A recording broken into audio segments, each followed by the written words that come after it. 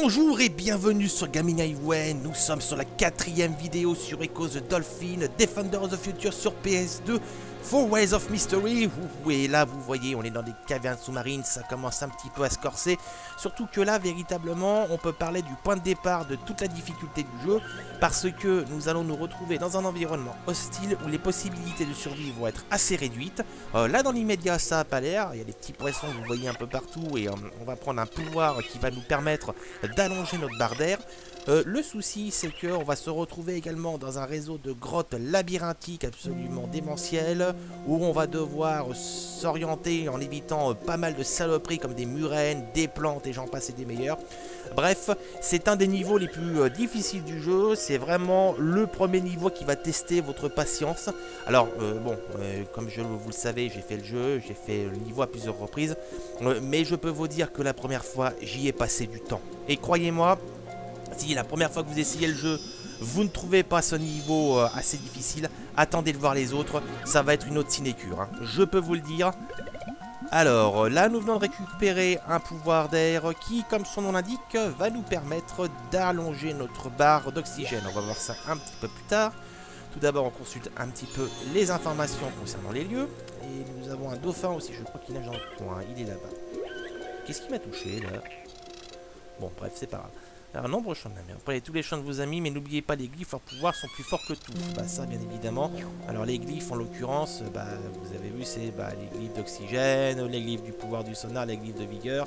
On va continuer à en découvrir quelques-uns. Alors, l'objectif est très simple. La sortie est derrière, dans cette petite grotte. Problème, il y a ça. Cette espèce de grosse saloperie là qui est pendue au plafond. C'est une murène.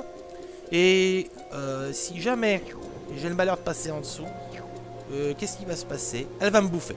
Ça sera exactement le même effet que le grand requin blanc dans Peril of the Coral Reef, si vous vous souvenez de la vidéo. Donc il va s'agir de ruser pour pouvoir passer outre. Donc on va tout simplement d'abord passer par ici. Et là vous voyez le pouvoir d'oxygène. Et ma barre d'oxygène est doublée. C'est génial, c'est magnifique, saloperie. Alors ce pouvoir d'oxygène est temporaire. C'est-à-dire que là, vous voyez, ma barre est doublée, mais elle ne l'est pas de façon permanente. Je vais perdre de l'oxygène au fur et à mesure, hein, exactement comme en temps normal. Mais si vous remarquez bien, comparé à la barre normale, entre guillemets, il n'y a pas de zone vide. La barre diminue en elle-même, jusqu'à retrouver le niveau de mon oxygène initial. Sous-entendu, je ne peux pas la rétablir par les moyens conventionnels. Si je retourne à la surface, ou que je chope des chapelets de bulles, sous l'eau, elle va pas se remplir à nouveau. Du moins la réserve supplémentaire ne va pas se remplir. Elle va continuer à baisser. Pour pouvoir récupérer cette réserve, il faudra que je récupère à nouveau un glyphe d'oxygène. Donc voilà, c'est un don temporaire. Très utile mais temporaire. Donc il s'agit d'utiliser à bon escient. Voilà, pour la petite anecdote. Donc nous sommes dans des cavernes. Donc vous voyez l'intérêt de cette barre d'oxygène, c'est que ces cavernes là sont dénuées de toute poche d'air. Alors il y a un moyen de récupérer de l'air, j'essaierai de vous le montrer tout à l'heure. Mais comme c'est un moyen très limité, il ne s'agit pas de compter dessus uniquement. Bon, j'ai pris un peu cher, il faut que je récupère un petit peu de vie. Et là c'est des poissons qui sont pas forcément très nourrissants.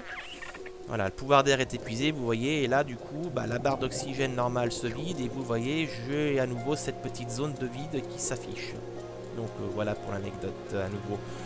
Alors je suis dans le bassin d'un dauphin reclus. On en a parlé, là, je crois que c'était le glyphe d'indice qui nous a parlé du reclus.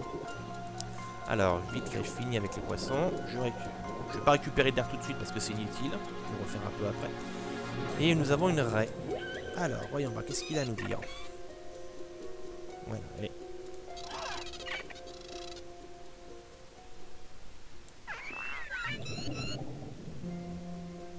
Voilà.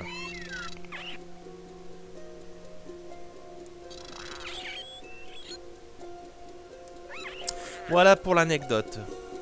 Voilà pour l'anecdote. Nous avons un reclus ici qui, en fait, comme vous l'avez deviné, a lui aussi tenté de se la jouer avec le dauphin. Malheureusement, lui, il n'était pas taillé pour et il s'est retrouvé coincé là. Ma foi, il s'est trouvé un petit bassin. Oh, il y a un vitalite là-haut. Il s'est trouvé un petit bassin sympathique avec une petite raie où il a appris à chanter et bon, pour le coup. Très petite anecdote, un peu tragique hein, en soi, mais bon bah École Dauphin a un côté assez mélancolique, hein, ça. Tout n'est pas gai, tout n'est pas rose, c'est pas flipper. Voilà, un petit Vitalite ça fait toujours du bien. Surtout que vous avez vu, on prend quand même assez cher. Et les grottes sont dangereuses. Bien. Alors, le petit côté sympa de la chose, c'est qu'il va falloir maintenant faire un aller-retour. Donc là, on va devoir repartir au début du niveau, là où il y avait le cristal et le dauphin qu'on avait rencontré, et retrouver un poisson. Un poisson qui ressemble en fait à un ciel d'été à midi, si je reprends bien les propos. Alors là, je vais un peu me dépêcher parce que du coup, là, j'ai pas le pouvoir d'air à disposition.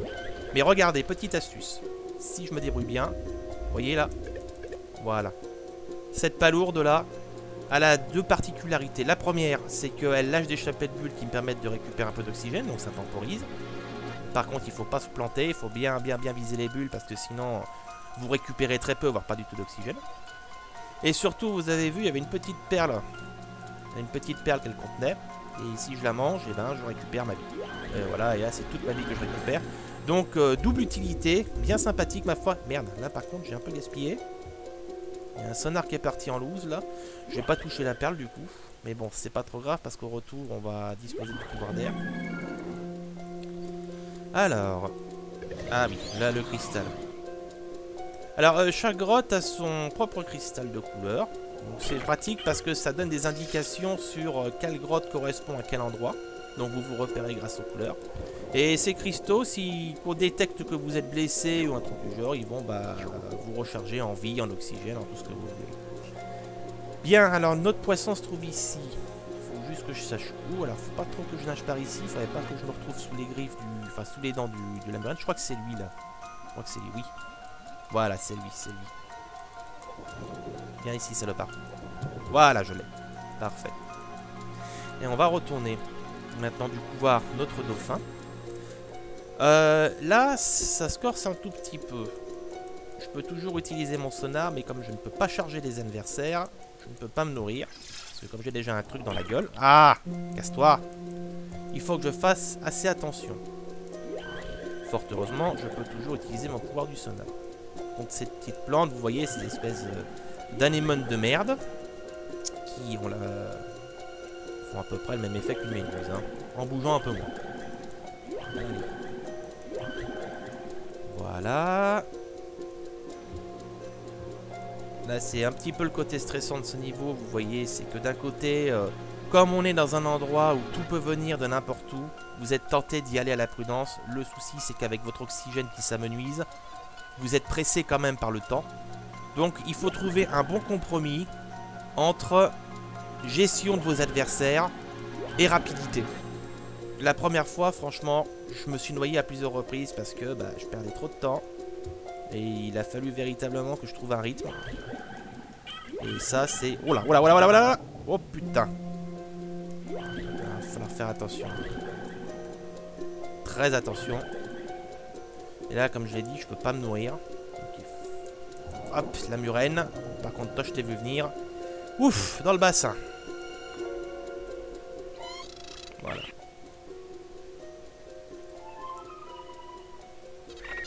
Voilà, chanter le menthe, chanter le pastelingue, elles disparaîtront de suite. Je crois me souvenir que la première fois, je m'étais planté de poisson. Et le gars, il arrive. Non, c'est pas le bon. Faut que t'ailles me rechercher un autre.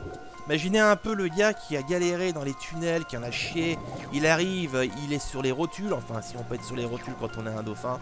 Et le gars lui dit, bah non, c'est pas le bon, faut que tu retournes. Ah, putain, là, voilà. C'est un aspect véritablement chiant. Et croyez-moi, quand je vous dis, c'est pas le niveau le plus difficile du jeu. Hein. Vous allez en voir quelques-uns.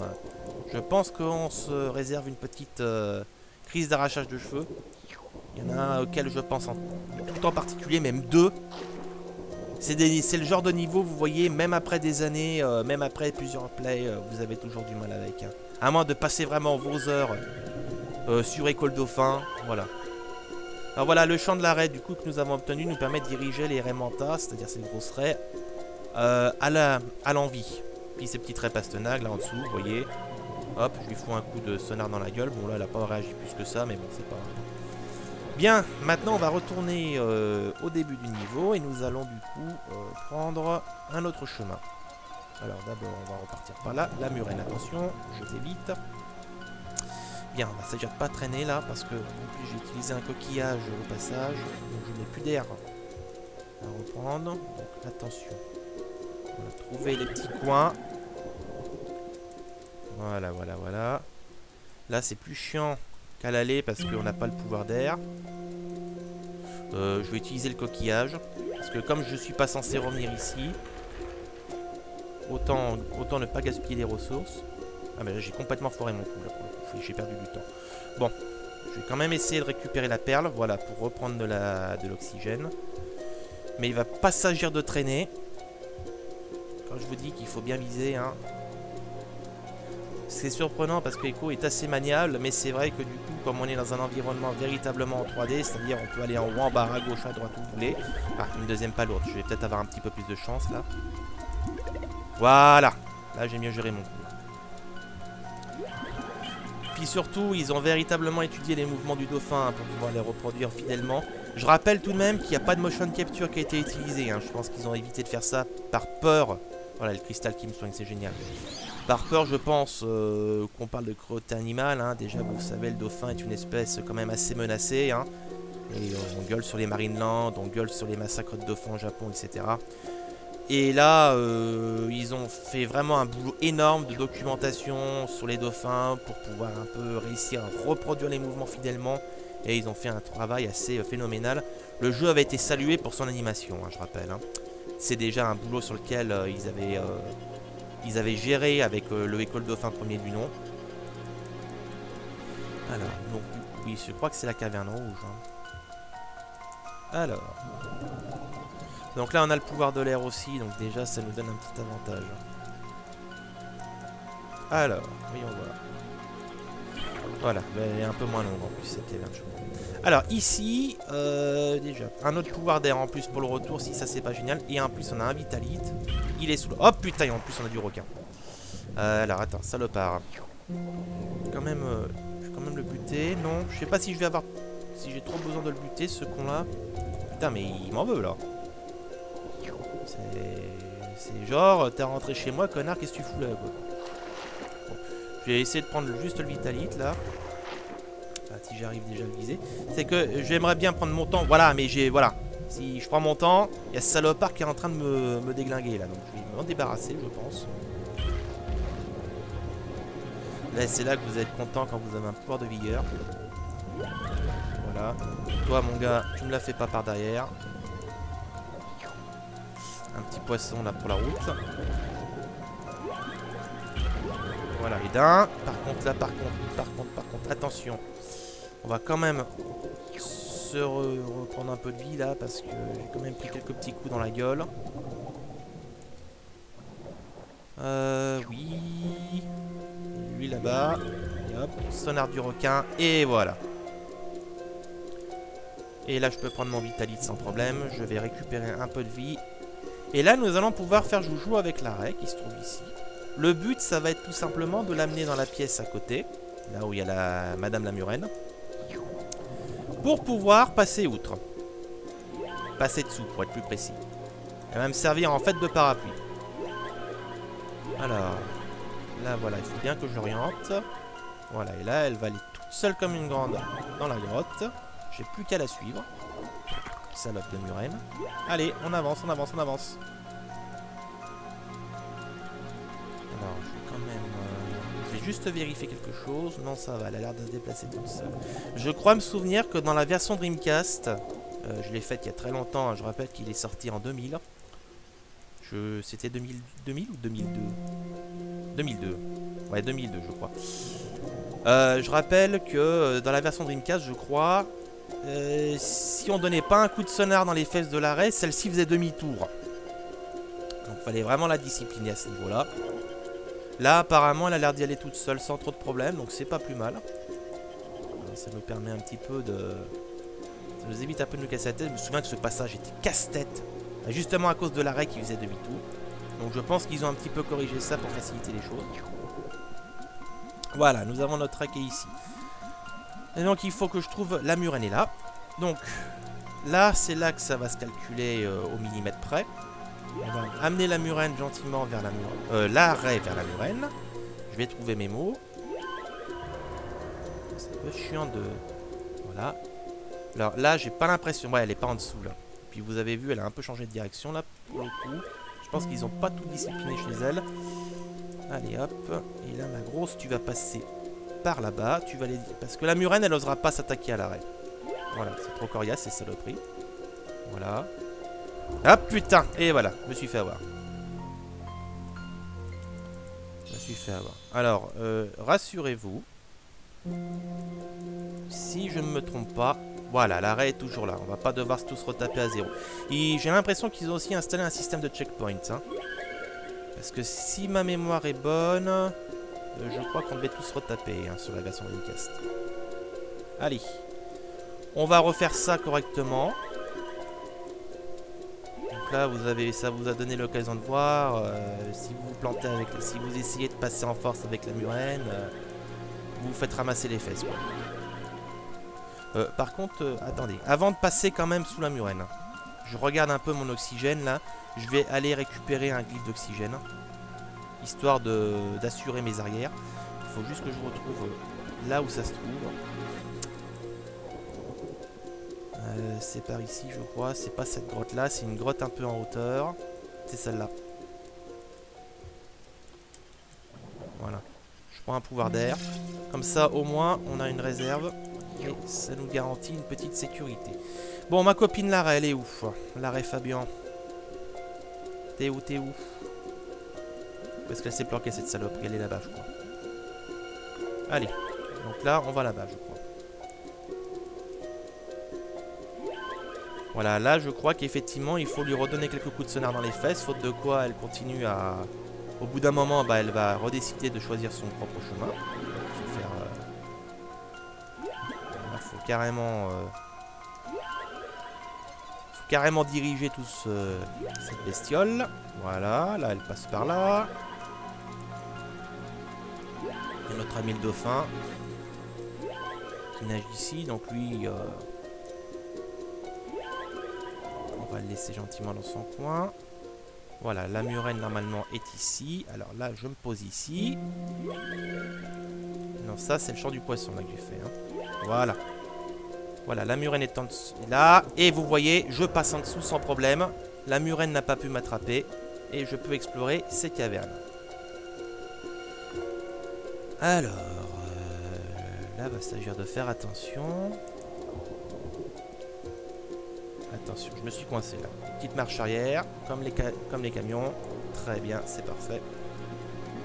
La marche arrière, ça sert principalement à ça. Indépendamment de vous freiner aussi dans votre élan, ça vous permet de vous dégager aussi quand vous vous planquez dans un coin. Par ici. Voilà, là un petit chapelet de bulles. Voilà, pour reprendre un petit peu d'air, ça fait toujours du bien. Là, oui. Alors, je crois qu'ici, il faut descendre un rocher hein, pour pouvoir vaincre le courant. Alors, attendez. Voilà, c'est ça. Avec le rocher qui descend, on peut maintenant, voilà, affronter le courant sans problème. Et passer. Méduse. Putain, méduse empoisonnée en plus, saloperie. Là, ça va être chaud patate si je trouve pas les poissons adéquats.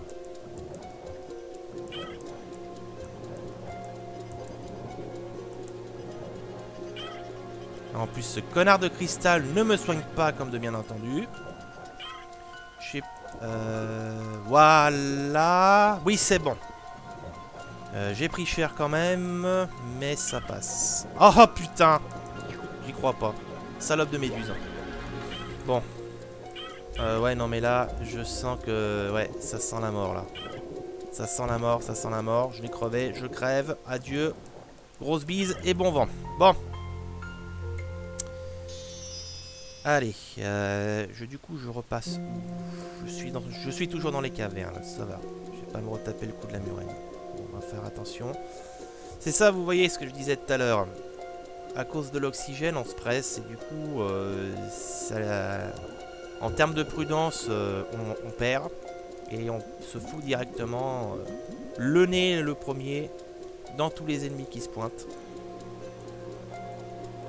c'est un peu labyrinthique ici.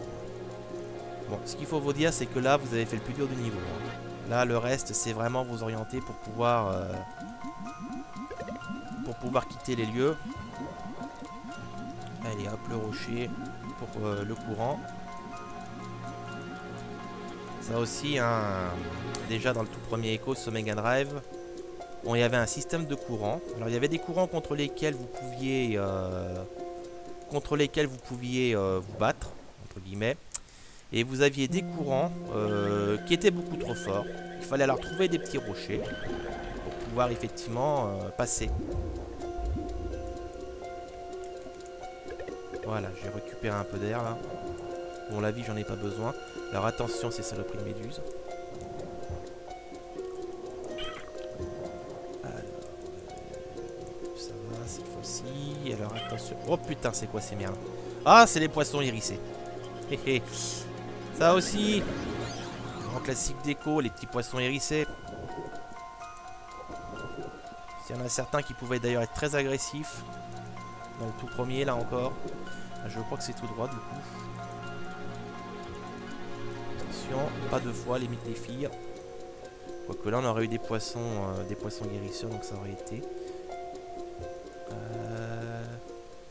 Non, là on arrive auprès d'une palourde. Une palourde qui est légère donc. Oui. Bubule! Putain! Bon. Je n'ai pas beaucoup gagné malheureusement. Du coup.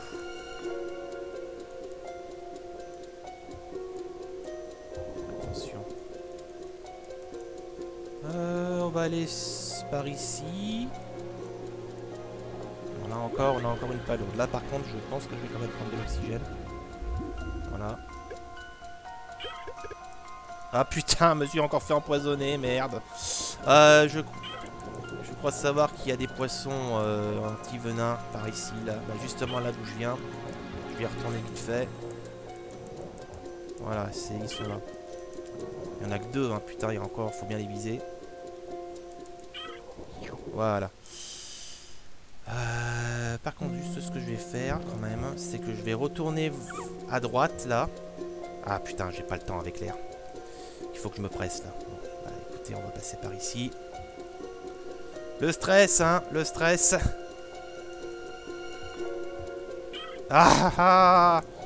Ouf, bon, ça va, là, ça n'a pas été trop pénible. Vous voyez quand je vous dis que le niveau est corsé et que la difficulté augmente, hein. Parce que là, il y a tous les paramètres à gérer. Il faut faire attention à votre vie. Il faut gérer l'oxygène. Il faut trouver le bon compromis. Voilà. Et là, franchement, il va être temps que le niveau se finisse parce que c'est... et bah voilà, il suffit de demander, le niveau est fini. Bouf. Bon, on est bon. Voilà. Alors, on va retourner à Peril of the Coral Reef. Pas de soucis, c'est pas un bug. Hein. J'avais dit que c'était un peu un hub, hein, qu'on allait y retourner par la suite. Donc, on va faire un petit crochet rapide par ici pour la suite des événements. Donc, je vais garder ça pour la prochaine vidéo. Donc, à très bientôt sur Gaming Highway. À très bientôt sur École de Fin. Salut, salut!